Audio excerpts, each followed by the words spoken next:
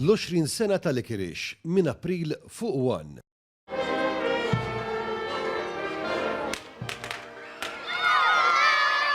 Tfal tal-primarja miż-żewġ skejjel fl-imsida il-ħamis filgħodu kienu protagonisti fiċ-ċelebrazzjoni ħelwa fġieħ il-patrun tal-lokalità San Giuseppe li l-festa tiegħu tiġi ċelebrata nhar it-tlieta 19 ta' Marzu. L-attività imtella għat-tieni sena konsekuttiva mill-Kunsill Lokali tal-Imsida kollaborazzjoni ma' laqta Melita Banda San Giuseppe, laqta tal-Armar u l-parroċċa stess bdiet qudiesa tal-okkażjoni immexxija mill-Arċipriet Dum Mario Mifsud. Hawnhekk l-għexieren ta' tfal preżenti mill-iskejjel ħolqu spirtu animat fil-quddies b'kant reliġjuż u ċelebrazzjoni ferriħija. Staqsejna lill-Arċipriet innifsu dwar is-sinifikat tal-attività.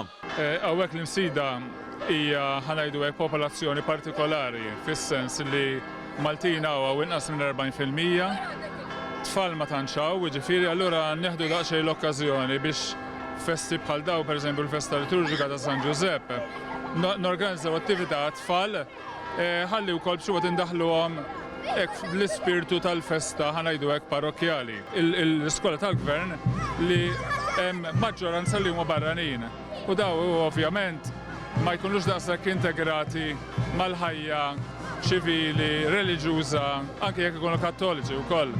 Allura b'xi mod aħna nippruvaw nintegrawhom iktar ħanajdu hekk fil-ħajja soċjali tagħna u reliġjuża.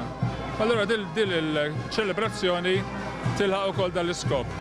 Eżatt wara l-quddiesa imbagħad bdiet il-purċissjoni bl-istatwa żgħira ta' San Giuseppe li nġarret ukoll mit-tfal madwar it-toroq tal-lokal. Waqt il-ħruġ tal-vara ma naqsitx lanqas esebizzjoni żgħira tal-lob tan-nar minn fuq ix-xatt quddiem il-Knisja. Takkumpanja dan kollu u anke fil-purċissjoni kien hemm il-banda tal-lokal li sa minn fuq il-suntir tal-Knisja daqqet marċi sinonimi mal-festa Maltija li llum wkoll rikonoxxuta bħala patrimonju dinji tal-UNESCO. F'kummenti lil One News, il-Kunsillier Misidjan Jean-Claude Borch għalinna kif l-iskop tal-inizjattiva u li titrawwem l-imħabba lejn tradizzjonijiet Maltin, inkluż il-festa maħbuba ta' San Giuseppe. L-attività issa dinja qed tkun it-tieni sena li qed tiġi organizzata din l-attività. Din l-attività issir ukoll anki fis-sajf li tkun marbuta mal-festi li jsiru f'San Giuseppe f'Lulju. Fihom dawn l-attivitajiet li tfal tagħna irrawmuhom u nuruhom kif għandhom iħobbu it-tradizzjonijiet u l-wirt reliġjuż li għandna aħna l-Maltin.